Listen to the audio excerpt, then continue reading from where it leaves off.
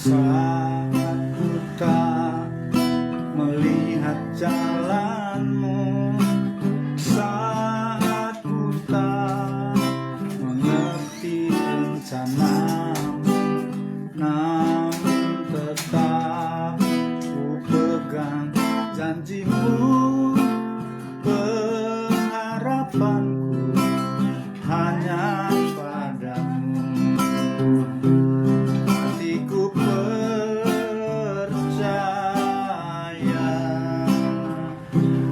hatiku percaya, hatiku percaya, selalu ku percaya.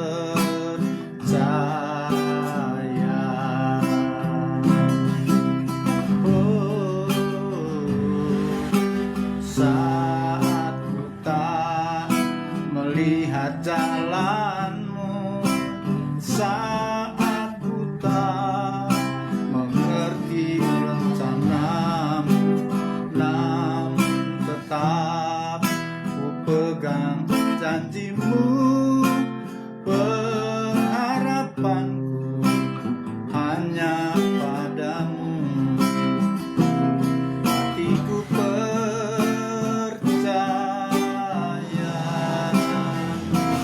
hatiku percaya,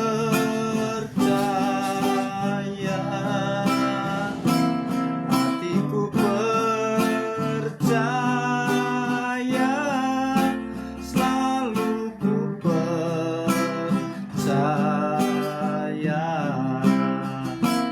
Hatiku percaya,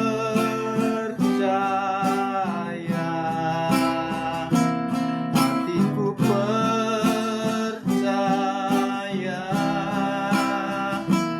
hatiku percaya,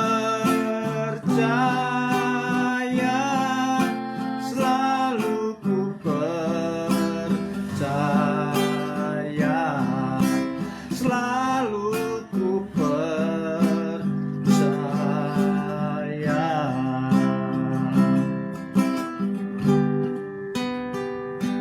Oke, baik. Hari ini kita akan mulai perkuliahan kita. Perkuliahan pada hari ini adalah ilmu pertahanan Kristen. Jadi mata kuliah ilmu pertahanan Kristen ini khusus untuk pasca sarjana, tetapi yang sarjana juga, program sarjana bisa mengikuti, karena ini adalah mata kuliah baru yang wajib diajarkan kepada seluruh perguruan tinggi. Dianjurkan oleh pemerintah untuk ilmu pertahanan ini wajib diajarkan pada seluruh mahasiswa, seluruh perguruan tinggi, tapi khusus untuk sekolah tinggi teologi Spirit, kami beri nama mata kuliah ilmu pertahanan Kristen. Sebelum kita mulai kuliah, mari kita satu dalam doa. Bapa, dalam nama Tuhan Yesus Kristus, kami bersyukur hari ini bersama seluruh mahasiswa STT Spirit akan mengikuti perkuliahan Tuhan, mata kuliah ilmu pertahanan Kristen Tuhan. Dan biarlah Tuhan Engkau memberkati perkuliahan pada hari ini. Urapi hamba-Mu yang akan mengajarkan mata kuliah ilmu pertahanan Kristen. Urapi setiap telinga para mahasiswa Tuhan. Biar Tuhan berikan hikmat bagi mereka. Mereka dapat diperlengkapi dengan mata kuliah yang diberikan pada hari ini Tuhan. Dan mereka boleh memiliki hikmat Tuhan. Mereka boleh memiliki akal budi, diperlengkapi lewat mata kuliah ini. Seluruh mahasiswa STT Spirit boleh menjadi pribadi yang luar biasa untuk bisa menjadi berkat bagi bangsa dan negara melalui ilmu yang mereka dapatkan. Dalam nama Tuhan Yesus Kristus kami bersyukur, kami akan mulai perkuliahan ini. Roh Kudus ambil alih dari awal sampai akhirnya. Berikan signal terbaik Tuhan agar tidak ada gangguan selama perkuliahan ini berjalan dari awal sampai akhir, dan seluruh mahasiswa dapat mengikuti tanpa ada gangguan suatu apapun. Dalam nama Tuhan Yesus Kristus kami berdoa dan mengucap syukur. Haleluya. Amin.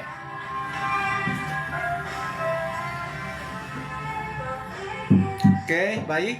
Kita mulai dengan budaya STT Spirit. Semangat STT Spirit. Spirit go!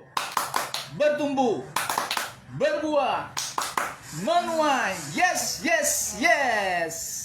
Puji Tuhan, tetap semangat mahasiswa STT Spirit. Biar semua boleh dapat mengikuti perkuliahan pada hari ini. Dan setiap minggu kami akan mengadakan live kuliah live FB STT Spirit supaya setelah kuliah berakhir hasil live-nya boleh jadi video, dan kami akan masukkan terus ke grup agar supaya mahasiswa yang belum sempat mengikuti pada waktu live, maka dia dapat mengikuti di dalam video yang kami kirimkan di grup STT Spirit.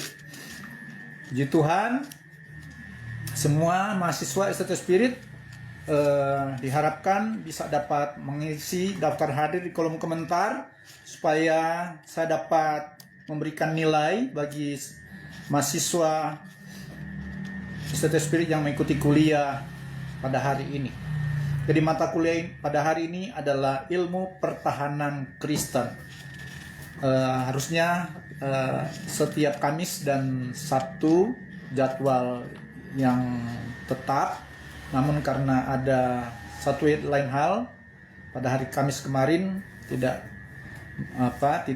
adakan live, perkuliahan live, tapi diralat pada hari ini. Demikian besok hari karena ada pertemuan tim dosen, ada doa bersama tim dosen, sehingga besok hari Sabtu biasanya jadwal tetap mundur pada hari Senin.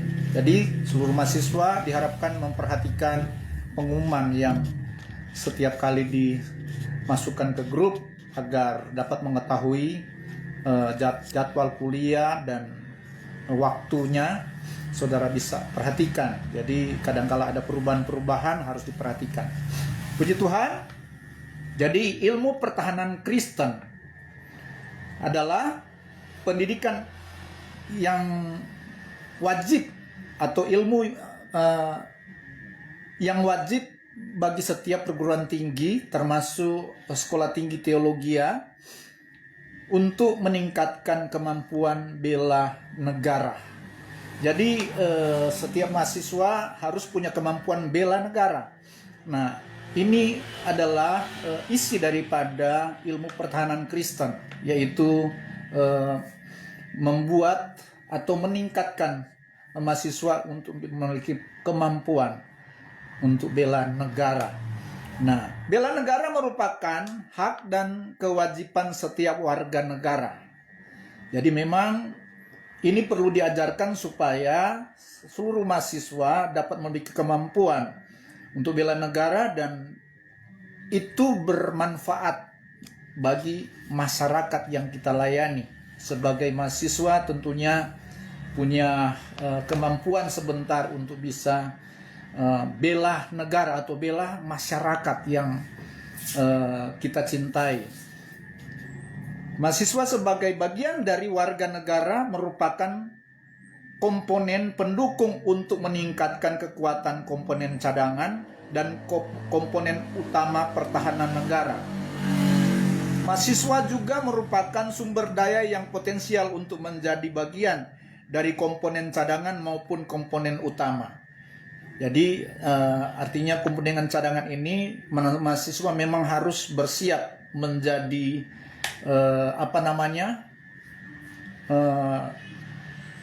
pembela rakyat atau menjadi dewan pengganti.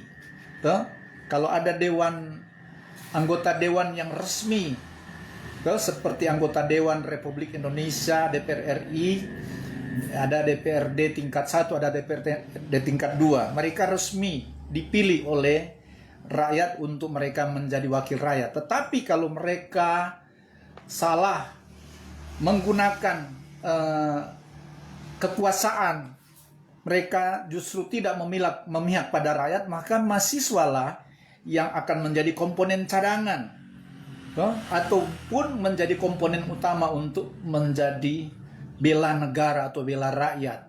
Nah, memang seperti yang sejak bulan Juli, Agustus ini, sepanjang bulan Agustus memang sudah terjadi banyak demo-demo yang diadakan oleh seluruh mahasiswa, karena mereka memang punya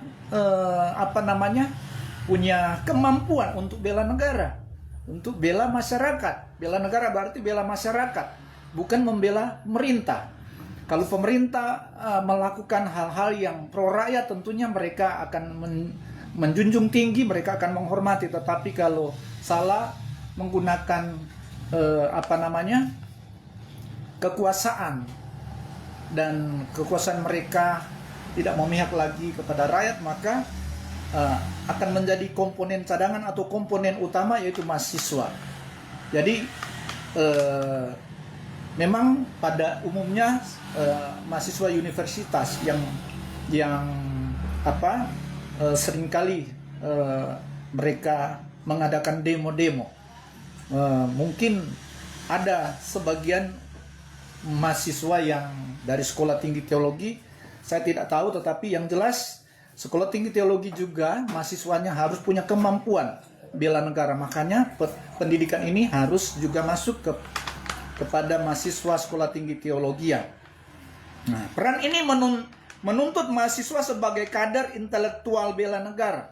Jadi semua mahasiswa, semua perguruan tinggi termasuk Sekolah Tinggi Teologi, mahasiswanya harus memiliki menjadikan kader intelektual bela negara dan komponen pendukung untuk memiliki kompetensi keilmuan di bidang ilmu pertahanan guna meningkatkan kemampuan bela negara mahasiswa.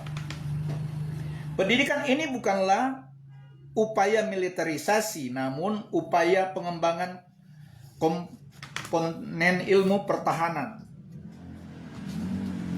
Jadi pengembangan kompetensi ilmu pertahanan. Jadi bukan tujuan untuk upaya militerisasi, tetapi meningkatkan kemampuan untuk menjadi bela negara, memiliki kompetensi untuk menjadi mahasiswa yang mampu untuk bela rakyat atau bela negara. Penelitian ini berisi gagasan konseptusi terkait pemberlakuan pendidikan ilmu pertahanan sebagai mata kuliah wajib perguruan tinggi sebagai upaya meningkatkan kemampuan bela negara mahasiswa. Dan penelitian ini juga merupakan penelitian kualitatif, deskriptif yang dilakukan melalui tinjauan pustaka dan studi literatur. Nah, hasil yang didapatkan dari penelitian ini ialah pendidikan ilmu pertahanan sesungguhnya diperlukan dan memiliki peluang untuk dijadikan mata kuliah wajib perguruan tinggi dan untuk meningkatkan kemampuan bela negara mahasiswa dalam mewujudkan penerapan doktrin strategi sistem pertahanan keamanan rakyat semesta atau yang disingkat Sishankamrata. Nah, ini yang lagi populer. Jadi itu sistem pertahanan keamanan rakyat semesta, Sishankamrata. Nah, kita mulai dari bab 1. Ilmu pertahanan dan relevansinya dengan ilmu pengetahuan lainnya. Ilmu pertahanan pada masa modern sekarang ini bukan lagi menjadi domain atau dominasi militer semata. Begitu banyak keterlibatan ilmu pengetahuan lain yang menjadi bagian dari ilmu pertahanan tersebut. Jadi termasuk ilmu pertahanan Kristen yang dari Estate Spirit. Kelompok masyarakat di luar militer tentu saja masih kesulitan di dalam memahami bagaimana relasi konsep pertahanan sebagai ilmu yang terkait dengan seluruh ilmu pengetahuan yang ada pada saat ini. Jadi mengangkat ancaman yang dapat mengganggu keutuhan suatu wilayah ternyata tidak semata-mata dominannya tugas militer. Sebagai anak bangsa kita berkewajiban untuk bahu-membahu dalam menangkal ancaman yang mengganggu keutuhan pertahanan bangsa dan negara kita. Jadi bukan saja dari gangguan eksternal, tetapi justru juga dari gangguan internal dari negara itu sendiri. Nah, seperti yang sedang terjadi di dalam bangsa Indonesia, itu ada gangguan internal dari pemerintah sendiri terhadap rakyatnya, sehingga mahasiswa yang memiliki kemampuan bela negara maka pasti akan bersuara. Ilmu tentang etika dan moral atau ilmu akhlak serta filsafat adalah ilmu yang berkaitan dengan ilmu pertahanan. Jadi baik filsafat, etika, akhlak, moral itu adalah bagian juga dalam ilmu pertahanan. Seperti yang saya kirim juga 5 pilar yang nanti sebentar juga saya akan itu sebagai tambahan, ada 5 pilar bela negara Kristen. Ilmu pertahanan yang relevansinya menyangkut sikap dan teladan yang beretika dan moralitas yang baik sebagai anak bangsa yang mencintai ilmu atau filosofi. Jadi makanya mahasiswa Indonesia umumnya mereka punya pengetahuan yang luar biasa yang diajarkan oleh para dosen, sehingga mereka ketika demo itu tidak semena-mena mereka hanya menyampaikan suara, hak mereka bersuara untuk supaya pemerintah yang sudah salah mengatur atau menata bangsa ini, sehingga mahasiswa yang dapat melihat pemerintah yang salah mengatur ini bisa melakukan protes atau melakukan suatu usulan-usulan yang harus didengar oleh pemerintah agar supaya pemerintah dapat mengambil keputusan-keputusan yang benar-benar pro rakyat. Nah, itulah mahasiswa, dia punya kemampuan bela negara sehingga terjadi demo, protes terhadap pemerintah yang salah, yang memiliki penyalahgunaan kekuasaan. Dalam bab 2, ilmu pertahanan Kristen. Kita masuk dalam ilmu pertahanan Kristen tadi, bagian bab 1 itu secara umum. Sekarang kita masuk dalam ilmu pertahanan Kristen. Seperti yang sudah dijelaskan di dalam pendahuluan bahwa ilmu pertahanan bukan domainnya militer, namun ada banyak hal yang berkorelasi dengan ilmu pertahanan Kristen seperti etika, filsafat, ilmu politik, ilmu ekonomi, sejarah, hukum, ilmu bumi, ilmu pasti, psikologi, ilmu negara, serta ilmu agama. Termasuk ilmu agama itu punya hubungan dengan ilmu pertahanan Kristen. Nah, bagian 1-1 pertahanan Kristen.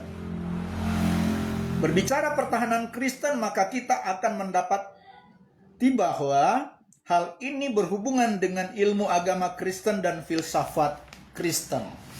Nah, jadi ketika kita belajar ilmu pertahanan Kristen, maka kita akan mendapati bahwa hal ini berhubungan dengan ilmu agama Kristen dan filsafat Kristen. Ada hubungan.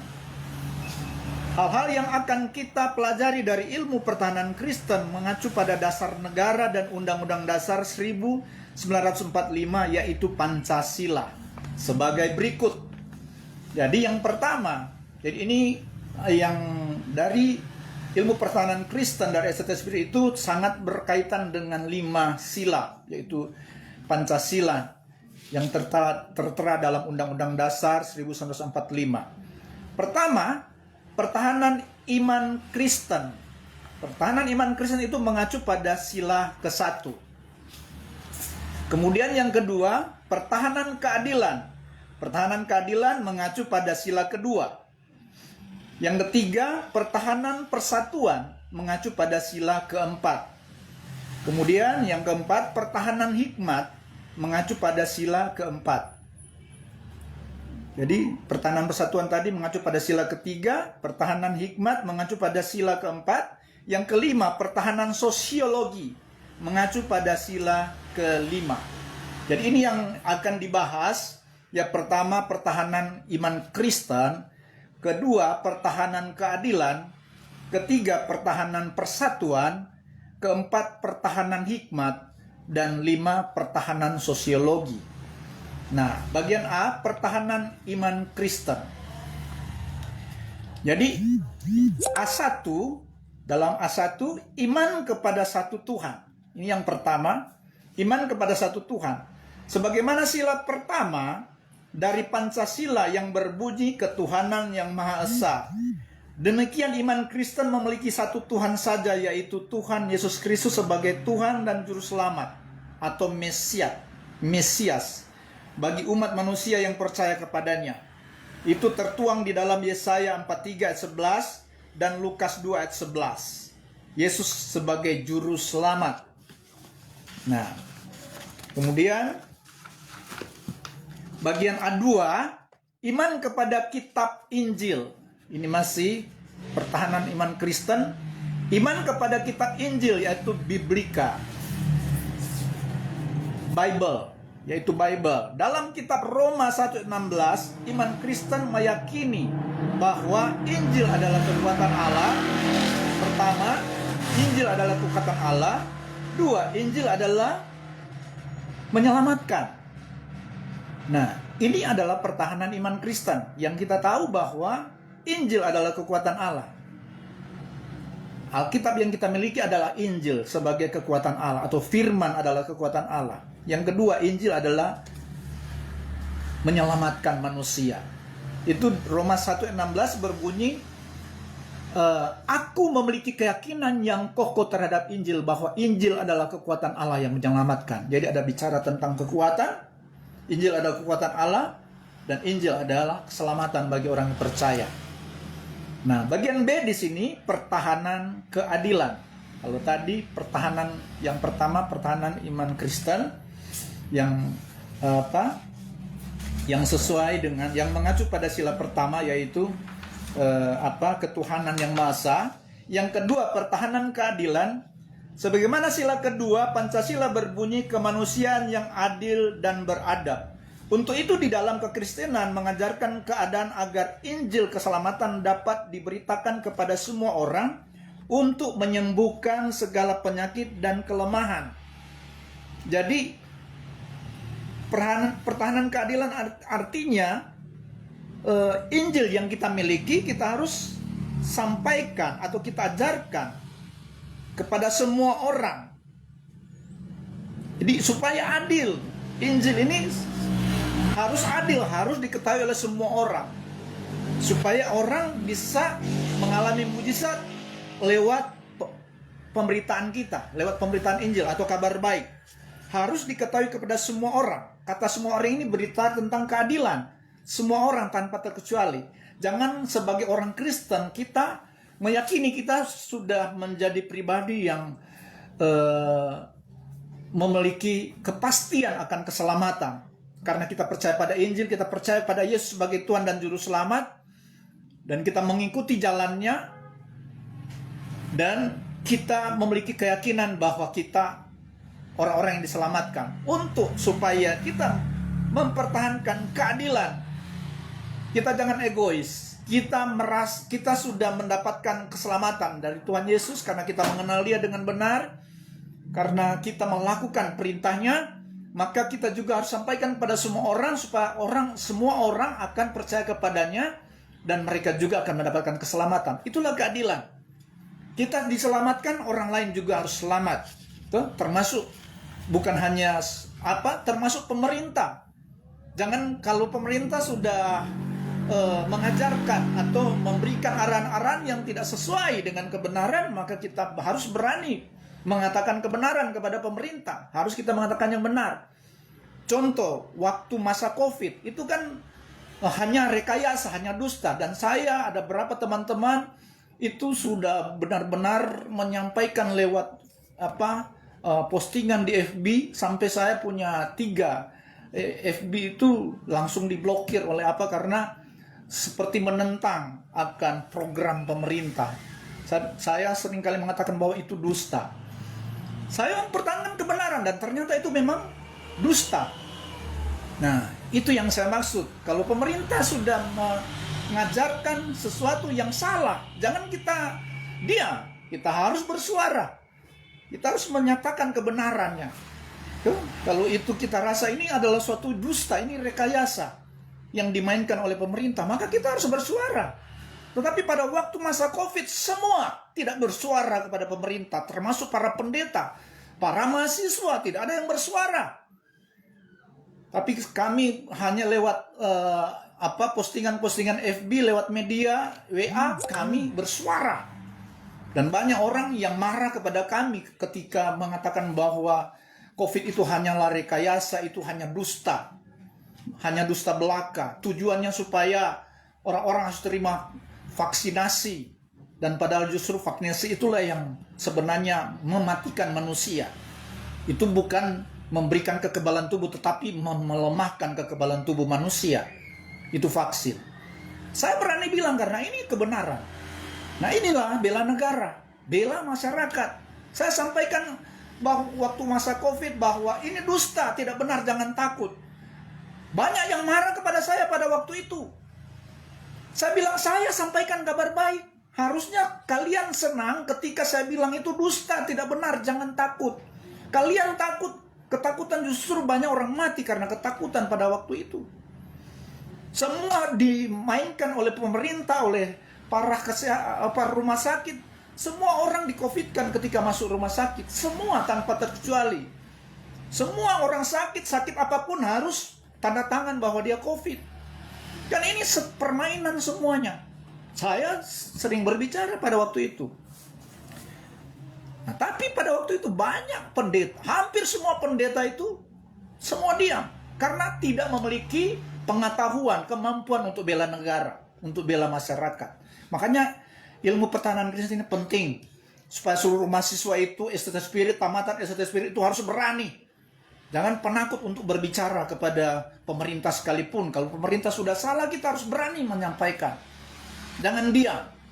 Kita bisa menyampaikan, kalau tidak bisa langsung berhadapan dengan pejabat atau pemerintah, kan kita bisa lewat media. Sampaikan lewat media kebenarannya. Mau sampai kepada pemerintah atau tidak, yang penting masyarakat akan mengetahui kita sedang berbicara tentang kebenaran.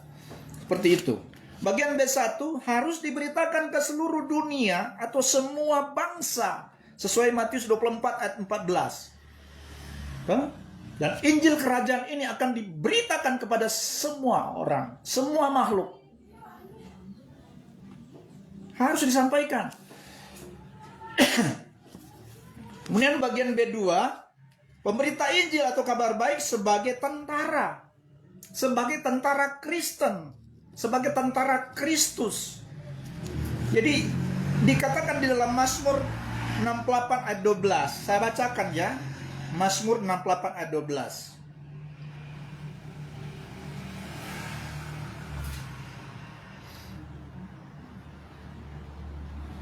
Dalam Mazmur 68 ayat 12.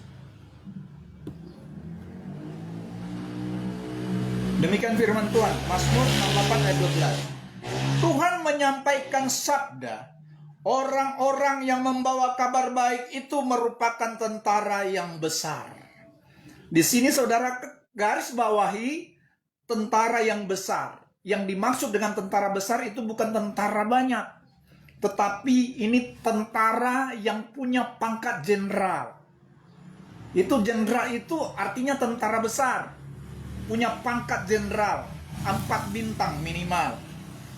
Nah, jadi dikatakan di sini Tuhan menyampaikan sabda yang sampaikan Tuhan. Orang-orang yang membawa kabar baik, orang yang memberitakan Injil merupakan tentara yang besar. Nah, inilah pertahanan Kristen. Bukan kita harus jadi militer untuk jadi tentara, tetapi untuk menjadi tentara yang besar, memiliki pangkat jenderal. Kita harus berani memberitakan Injil, berani menyampaikan kabar baik. Nah ini, kita harus sampaikan kabar baik, memberitakan Injil Kristus kepada semua orang. Kemudian, bagian C, pertahanan persatuan. Sebagaimana sila ketiga Pancasila berbunyi, persatuan Indonesia. Demikian hidup kekristenan harus menjunjung tinggi lambang negara yaitu Pancasila berdasarkan Bhinneka Tunggal Ika, berbeda-beda tetapi tetap satu. Ini pertahanan persatuan. Pertahanan persatuan sebagai orang Kristen, kita harus menganggap semua orang yang ada di Indonesia ini, bahkan di seluruh dunia, khususnya bagi negara Republik Indonesia, semua orang, kita harus berpegang pada sila pertama yaitu persatuan. Indonesia ada persatuan. Bicara persatuan itu berarti bicara, kalau di dalam ilmu teologi itu bicara tentang sesama. Seluruh yang ada di Indonesia ini, semua umat yang ada di Indonesia, bukan saja hanya orang Kristen, tetapi dari berbagai suku, ras, agama, semua adalah disebut sesama. Itulah persatuan. Kita pertahankan ini persatuan. Demikian hidup kekristenan harus menjunjung tinggi lambang negara itu Pancasila berdasarkan Bhinneka Tunggal Ika, berbeda-beda tetapi tetap satu. Karena semua kita saudara di dalam Tuhan. Itulah persatuan. Itulah kekristenan. Jadi harus mempertahankan persatuan. Bagian C1, kasih adalah dasar pertahanan persatuan. Jadi kasih adalah dasar pertahanan persatuan kekristenan. Markus 12 ayat 30, saya bacakan. Markus 12 ayat 30 sampai 31. Kasihlah Tuhan Allahmu dengan segenap hatimu dan dengan segenap jiwamu, dan dengan segenap akal budimu, dan dengan segenap kekuatanmu. Ayat 31. Dan hukum yang kedua ialah kasihlah sesamamu manusia seperti dirimu sendiri. Sesama manusia bicara tentang semua manusia yang ada di Indonesia, baik dalam golongan apapun, suku, ras, agama apapun, kita harus jadikan satu. Kita harus mengasihi sesama. Jadi tidak ada hukum lain yang lebih utama daripada kedua hukum ini. Kita mengasihi Tuhan dan mengasihi sesama. Jadi berhubungan dengan sila pertama, Tuhan yang Maha Esa, hanya satu Tuhan, Yesus Kristus. Maha Esa berarti hanya satu Tuhan, yaitu Yesus Kristus. Kita harus pertahankan iman Kristen kita. Kemudian di sila ketiga kita pertahankan persatuan, yaitu sesama kita. Kita harus mempertahankan persatuan semua. Ya, kita pertahankan itu mungkin lewat doa, berdoa bagi bangsa kita, berdoa bagi seluruh masyarakat Indonesia. Itu bagian dari orang Kristen sebagai pemimpin Kristen. Kita harus lakukan ini sebagai mempertahankan persatuan. Jadi demikian hidup kekristenan harus menjunjung tinggi lambang negara, yaitu Pancasila berdasarkan Bhinneka Tunggal Ika, berbeda-beda tetapi tetap satu. Bagian C1, kasih adalah dasar pertahanan persatuan, seperti yang sudah saya bacakan tadi. Yang bagian C2, doa pertahanan untuk kesejahteraan negeri, baik sesama maupun bagi bangsa negara kita. Yeremia 29 ayat 7. Saya bacakan Yeremia, semua sudah tahu ini mungkin. Yeremia 29 ayat 7. Demikian firman Tuhan, usahakanlah kesejahteraan kota kemana kamu aku buang, dan berdoalah untuk kota itu kepada Tuhan, sebab kesejahteraannya adalah kesejahteraanmu. Jadi bukan kita hanya berdoa bagi sesama kita, berdoa bagi bangsa negara kita, termasuk pemerintah kita. Kita berdoa agar pemerintah boleh memimpin Indonesia dengan bijaksana dan bisa membuat masyarakat Indonesia atau rakyat Indonesia menjadi sejahtera. Sebab kesejahteraannya adalah kesejahteraanmu. Jadi ketika bangsa negara kita sejahtera, rakyat pun sejahtera, kita pun sejahtera. Amin. Kemudian bagian D, pertahanan hikmat. Jadi berhubungan dengan sila keempat, Sebagaimana sila keempat, Pancasila berbunyi, kerakyatan yang dipimpin oleh hikmat kebijaksanaan dalam permusyawaratan perwakilan. Jadi ada di dalam istilah di sini bagian D1 kader intelektual. Sebagai mahasiswa Kristen, kita adalah kader intelektual. Nah, bicara tentang kader intelektual ini berhubungan dengan bahasa Alkitab itu akal budi. Kader intelektual atau istilah di dalam bahasa Yunani sunetos. Sunetos. Mahasiswa sebagai kader pertahanan intelektual dalam hal bela negara dituntut untuk berani menyampaikan kebenaran melawan segala bentuk kebohongan yang menciptakan sistem rekayasa dari eksternal maupun internal. Suatu pemerintahan negara yang dianggap sebagai penyalahgunaan kekuasaan yang berdampak pada kemerosotan perekonomian publik, tetapi menguntungkan instansi pemerintahan tertentu dan sebagian penguasa. Tidak semua penguasa atau tidak semua pejabat yang memang melakukan penyalahgunaan kekuasaan, tetapi sebagian besar, tidak semua tetapi sebagian besar melakukan penyalahgunaan kekuasaan atau oligarki. Nah, ini yang sedang diprotes oleh para mahasiswa sebagai pasukan bela negara yang menyampaikan protes terhadap pemerintah yang menyalahgunakan kekuasaan. Saya sudah sentil tadi. Bagian D2, sebagai mahasiswa bela negara disebut sebagai kader hikmat. Kalau tadi kader intelektual memiliki akal budi. Nah, ada juga kader hikmat atau Sophia dalam bahasa Yunani, Sophia. Sophia ini adalah hikmat Allah. Kader hikmat Allah, kader hikmat. Sebagai mahasiswa ilmu agama atau teologi, harus diperlengkapi dengan hikmat Allah atau Sophia untuk dapat berkata-kata tentang kebenaran dan bertindak demi kebenaran. Menyatakan kebenaran dan bertindak demi kebenaran. Jadi bukan hanya menyampaikan, tapi harus ada tindakan kita untuk menyampaikan kebenaran itu. Ada tindakan untuk sambil menyampaikan, ada tindakan untuk bisa membela kebenaran. Seperti dalam pujian kenegaraan, maju tak gentar, membela yang benar. Nah, itu seperti itu.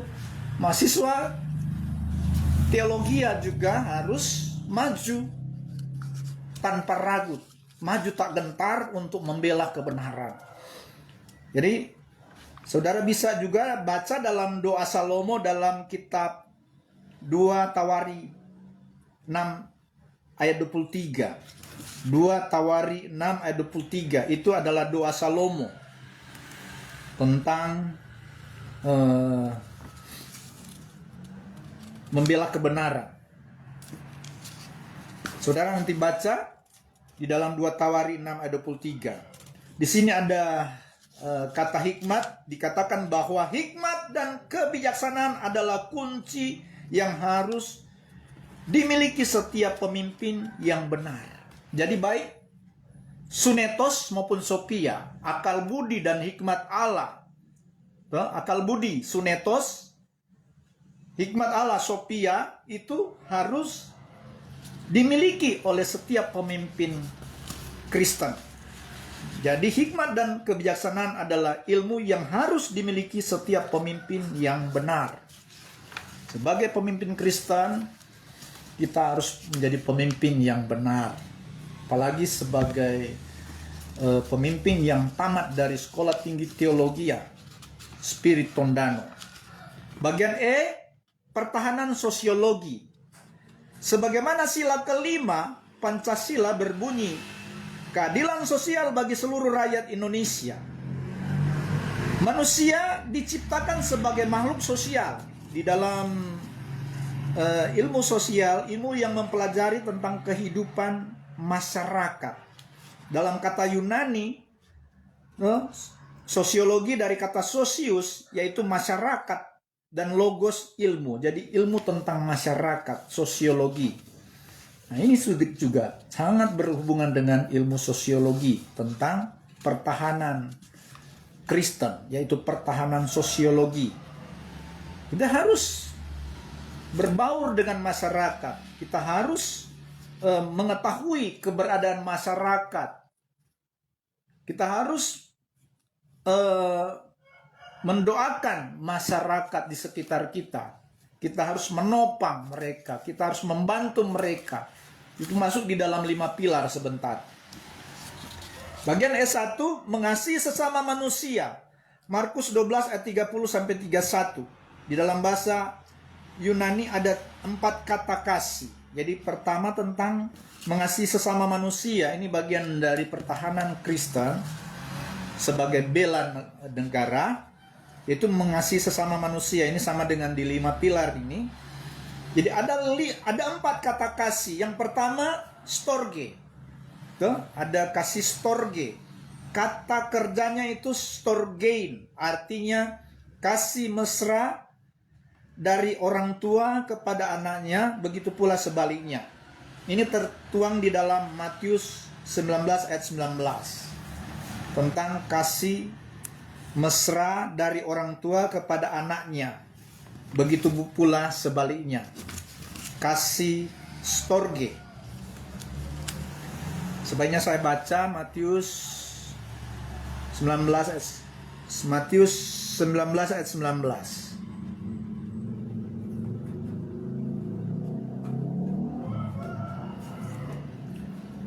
Demikian firman Tuhan, hormatilah ayahmu dan ibumu dan kasihlah sesamamu manusia seperti dirimu sendiri.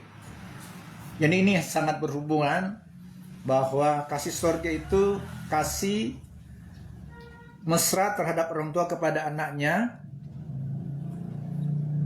dan sesama. Begitu juga sebaliknya. Kemudian kasih yang kedua, istilah kasih eros. Dalam kasih eros artinya kasih asmara antara pria dan wanita atau kasih suami istri. Itu yang namanya kasih eros. Kasih asmara antara pria dan wanita. Kemudian ada yang namanya kasih pileo. Kasih pileo kata kerjanya adalah pilein. Artinya kasih sayang sejati antara sahabat atau kasih persahabatan. Ini kasih yang sejati antara persahabatan yang namanya pileo. Kemudian yang keempat ada namanya kasih agape, dari kata agapao, kata kerjanya agapan. Jadi artinya kasih yang tanpa perhitungan atau tanpa peduli orang macam apa yang dikasihnya, bahkan musuh sekalipun. Itulah kasih Allah, kasih agape. Jadi keadaan apapun kita, manusia berdosa, manusia yang punya latar belakang yang buruk sekalipun, tetapi Allah adalah kasih. Dia memiliki kasih agape. Dia tidak peduli apakah manusia itu punya pelanggaran yang besar. Dia memiliki kasih. Makanya itulah yang disebut kasih karunia Allah. Sehingga dia rela mengosongkan diri datang ke dalam dunia, menjadi sama seperti manusia. Dia mengosongkan diri menjadi sama seperti manusia untuk rela mati untuk menebus dosa dan pelanggaran manusia. Itulah agape, kasih. Bahkan musuh sekalipun, orang yang berkhianat kepada Allah, yang menyangkal Tuhan Yesus, orang yang telah menyakiti hati Tuhan, itu adalah musuh Allah. Tetapi karena kasih karunia-Nya, dia musuh pun bahkan diajarkan supaya kita mengasihi musuh atau mendoakan musuh kita. bahkan memberkati musuh kita. Itu ajaran Tuhan Yesus. Kita lihat saja di dalam Matius 5 ayat 43. Matius 5 ayat 43 dan 44. Matius 5 ayat 43 dan 44. Kamu telah mendengar firman, kasihilah sesamamu manusia dan bencilah musuhmu. Ayat 44. Tetapi aku berkata kepadamu, ini ajaran Tuhan Yesus, kasihilah musuhmu dan berdoalah bagi mereka yang menganiaya kamu. Jadi kasihi musuh dan bahkan berdoa bagi mereka yang menganiaya kamu. Nah, ini luar biasa ajaran Tuhan. Jadi kita harus memiliki kasih agape itu, kasih yang dari Allah. Itulah 4 jenis kasih. Dan kita masuk dalam E2, memiliki belas kasihan.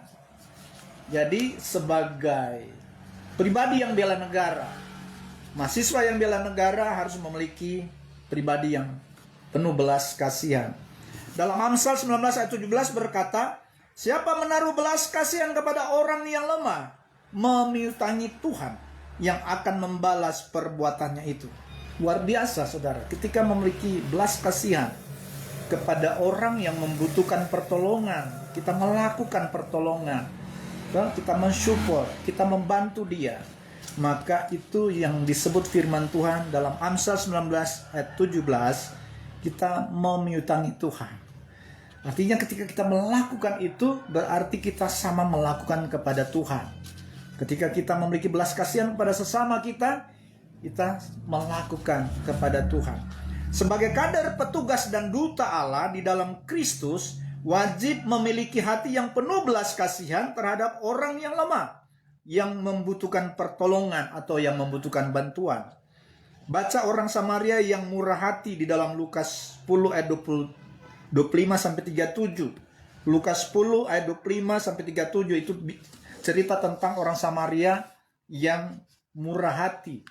Dia adalah orang Samaria yang bela negara. Dia memiliki belas kasihan. Sementara sebelum dia menolong orang yang membutuhkan pertolongan, ada pertama ada imam-imam yang melayani pekerjaan Tuhan. Tetapi dia melewati, dalam cerita di dalam Lukas 10 ayat 25-37, dia melewati orang yang membutuhkan pertolongan, dia tidak membantu. Kemudian ada juga orang Lewi yang lewat. Orang Lewi itu pelayan-pelayan Tuhan. Dia melihat juga orang yang membutuhkan pertolongan itu, dia melewati dan tidak membantu. Tetapi yang ketiga, datanglah seorang Samaria yang baik hati. Ditulis dalam Alkitab, dia baik hati karena dia memiliki belas kasihan, menolong orang yang membutuhkan pertolongan itu. Dan sampai dia membawa dalam penginapan, menyuruh merawat luka-luka orang itu. Bahkan dia sampai berpesan bahwa dia akan kembali ketika ada yang kurang, dia akan kembali. Inilah orang yang bela negara, sama orang Samaria yang paling baik hati. Di dalam ada catatan hikmat di sini. Hati yang mengasihi dan penuh belas kasihan adalah sifat seorang duta pertahanan intelektual yang penuh hikmat dan bijaksana di dalam membela hak sesama kita serta bangsa dan negara kita. Jadi ini penting. Kita harus memiliki pribadi yang memiliki intelektual, sunetos, dan memiliki hikmat Allah, yaitu Sophia. Kita harus memiliki hikmat Allah, kebijaksanaan di dalam membela hak sesama kita dan membela bangsa negara kita. Haleluya. Sekarang kita sudah masuk di bab 3, pertahanan perlindungan bagi bangsa. Bab 3 di dalam judul di sini, pertahanan perlindungan bagi bangsa. Bagian A, pertahanan keamanan melalui doa. Nah, kita sebagai mahasiswa yang sebentar lagi ketika selesai kita adalah pribadi-pribadi yang menjadi pemimpin yang memiliki kemampuan untuk bela negara. Nah, kita harus menjadi pribadi yang selalu pertahanan keamanan melalui doa. Kita memiliki pertahanan keamanan melalui doa. Di dalam Mazmur 127 ayat 1b, Mazmur 127 ayat 1b, jikalau bukan Tuhan yang mengawal kota, sia-sialah pengawal berjaga-jaga. Kita bisa lihat ya di sini. Kalau kita menjadi pribadi yang memiliki pertahanan keamanan melalui doa, kita punya hubungan doa kepada Tuhan bagi bangsa negara kita. Maka di sini saudara, lebih berarti daripada pengawal atau pasukan yang dipersiapkan pemerintah, apakah dia TNI, polisi, untuk menjaga keamanan. Kita sebagai penjaga dalam doa justru lebih tinggi di sini dibanding para pasukan yang mengawal kota atau menjaga kota atau menjaga suatu negara. Karena dikatakan dalam Mazmur 107 ayat 1b, jikalau bukan Tuhan yang mengawal kota, sia-sialah pengawal berjaga-jaga. Bukankah ketika kita berdoa kepada Tuhan untuk supaya Tuhan menjaga, melindungi, Tuhan kirimkan para malaikat untuk melindungi negeri kita, menjaga daerah di mana kita tinggal, kota kita, wilayah kita. Tuhan yang menjaga. Ketika kita doa, Tuhan yang menjaga. Maka itu sifatnya lebih tinggi daripada pengawal yang berjaga-jaga. Karena dikatakan, jikalau bukan Tuhan yang mengawal kota, sia-sialah pengawal yang berjaga-jaga. Nah, itu sebabnya kita sebagai mahasiswa yang punya kemampuan bela negara, ya kita harus juga berani mengajar kepada para polisi, para TNI untuk supaya apa? Supaya mereka juga mengandalkan Tuhan dalam tugas mereka. Dan mereka harus juga menghormati para hamba Tuhan, para pendeta yang berdoa bagi bangsa negara. Karena kalau bukan Tuhan yang menjaga dan mengawal kota, sia-sialah pengawal yang menjaganya. Supaya mereka pun berdoa, para polisi, TNI selalu andalkan Tuhan, berdoa kepada Tuhan. Nah, bagian B, pertahanan kesejahteraan bangsa dan negara. Dalam Yeremia 29 ayat 7 saya sudah baca tadi ini. Usahakanlah kesejahteraan kota kemana kamu aku buang, dan berdoalah untuk kota itu kepada Tuhan, sebab kesejahteraannya adalah kesejahteraanmu. Saat kita berdoa, bangsa negara kita, masyarakat Indonesia menjadi sejahtera, maka kita pun sejahtera. Para pendoa pasti juga sejahtera. Para hamba Tuhan yang berdoa bagi bangsa negara juga pasti sejahtera. Nah, inilah kerinduan kita sebagai pemimpin Kristen. Kerinduan kita Indonesia diberkati Tuhan. Indonesia penuh dengan kemuliaan Tuhan. Haleluya. Bagian C, pertahanan kesejahteraan pekerja buruh.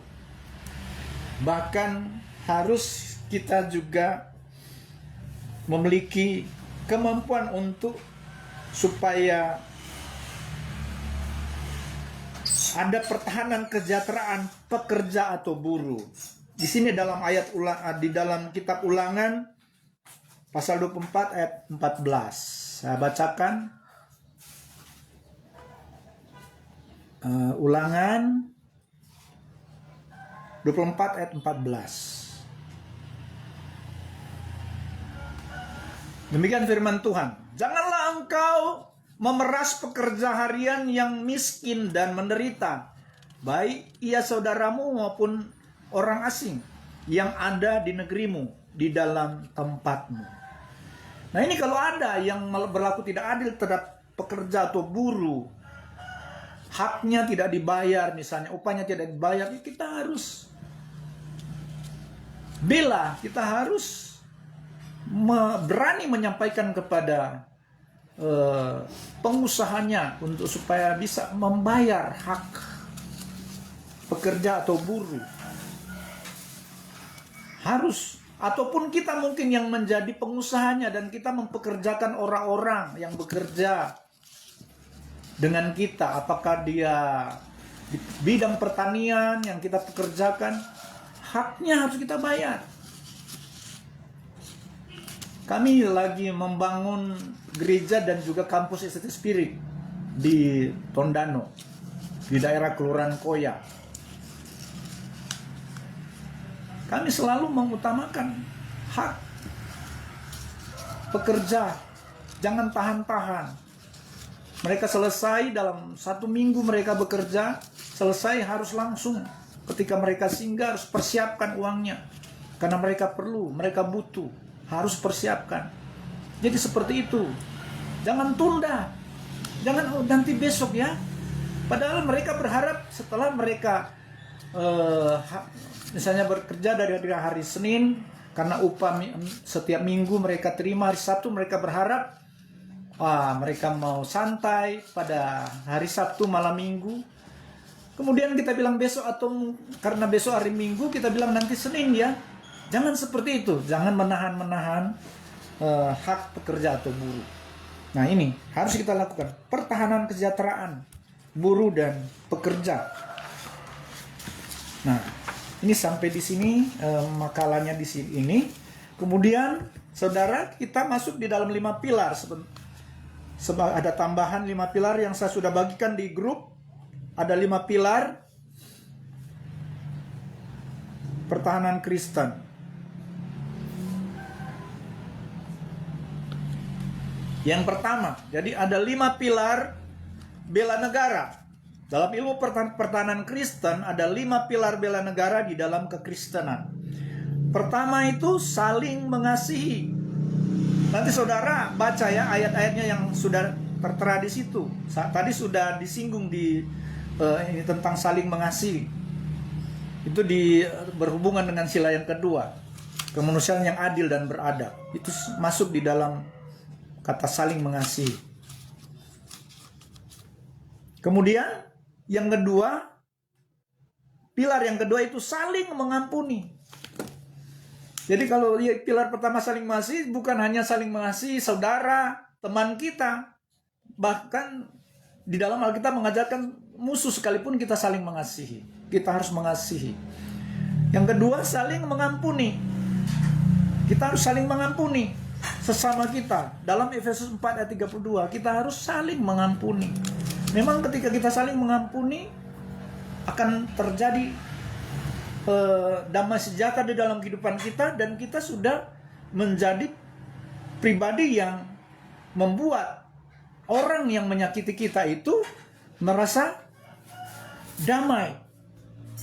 Itu bagian dari pilar bela negara, bela sesama kita. Yang ketiga, saling mendoakan. Nah ini dalam Yakobus 5 ayat 16, hendaklah kamu saling mendoakan. Jadi berdoa juga bukan hanya mendoakan pribadi kita, keluarga kita, bahkan musuh pun kita berdoa, mendoakan mereka. Itulah pilar bela negara. Kita harus mampu melakukan ini, saling mendoakan.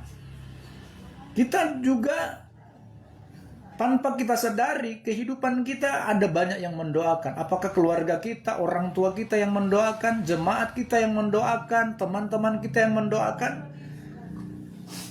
Dan apa yang harus kita lakukan juga ketika banyak orang mendoakan kita? Kita juga berdoa bagi mereka. Kita juga berdoa bagi semua orang. Kita harus saling mendoakan sebagai pribadi yang memiliki kemampuan bela negara, bela masyarakat, bela sesama kita. Kemudian yang ketiga, yang keempat, saling membantu. Kita harus saling membantu. Inilah belas kasihan. Kita harus memiliki hati yang penuh belas kasihan, saling membantu sesama kita. Saat kita membantu orang yang membutuhkan pertolongan, kita memiutangi Tuhan. Kemudian yang kelima, membela kebenaran. Kita harus berani membela kebenaran. Itu ada di dalam Imamat 19 ayat 15. Bela kebenaran yang benar. Ini penting sekali. Harus menjadi pribadi yang membela kebenaran. Bela kebenaran berarti kalau ada yang salah, kita harus bicara yang benar. Kalau ada orang yang mengajarkan Tuhan yang lain, harus kita sampaikan bahwa Tuhan yang benar adalah Tuhan Yesus. Karena ada orang-orang yang mulai karena ketidaktahuan tentang Tritunggal, mereka anggap ada Allah Bapa, Bapa daripada Yesus mereka anggap. Ada Allah Anak, yaitu Yesus Kristus. Mereka percaya, orang-orang Kristen percaya Yesus Kristus adalah Tuhan dan Juru Selamat. Tetapi ada Allah Bapa yang mereka anggap itu juga Allah yang lain. Nah, ini bahaya. Sehingga banyak orang, nabi palsu menyodorkan nama Allah Bapa itu. Ini Allah Bapa, ini Yahweh, ini Yehova, ini Yehua. Inilah Allah Bapa.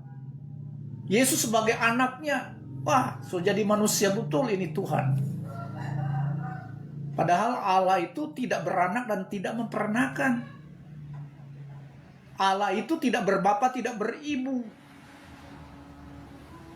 Di Allah itu dia pencipta segala sesuatu, yang menciptakan langit, bumi, dan segala isinya. Seorang diri, satu wujud, yaitu Yesus Kristus. Jadi kalau ada penawaran Allah yang tidak benar, yang bukan Yesus, kalau mereka mengajarkan Allah yang namanya bukan Yesus, itu bukan Allah yang benar. Karena Allah yang benar itu Yesus Kristus. Dia Tuhan dan Juru Selamat kita. Di dalam Yesaya 9 ayat 5, namanya disebutkan orang percaya. Allah yang perkasa, Bapa yang kekal, Raja damai. Allah yang perkasa, Bapa yang kekal, Raja damai. Yesus berkata di dalam Wahyu 1 ayat 8, Akulah Alfa dan Omega, yang sudah ada dan telah ada, dan yang maha kuasa. Dia adalah Allah maha kuasa. Ada yang mengajarkan Allah yang tidak benar, jangan terima. Harus kita bicara kebenaran. Allah yang benar yaitu Yesus Kristus. Nah, ini penting sekali. Berhubungan juga dengan ilmu mata kuliah Kristologi tentang Trinitas Allah. Inilah pertahanan Kristen. Nah, itu nanti lebih dalam lagi tentang Tritunggal Allah, dan dalam eksposisi Kristologi saya akan ajarkan kepada saudara pendalaman tentang pengenalan akan Allah di dalam mata kuliah eksposisi Kristologi. Itu mata kuliah unggulan dari STT Spirit. Jadi puji Tuhan, inilah mata kuliah pertahanan Kristen yang saya sudah sampaikan bagi saudara, dan dikunci dengan 5 pilar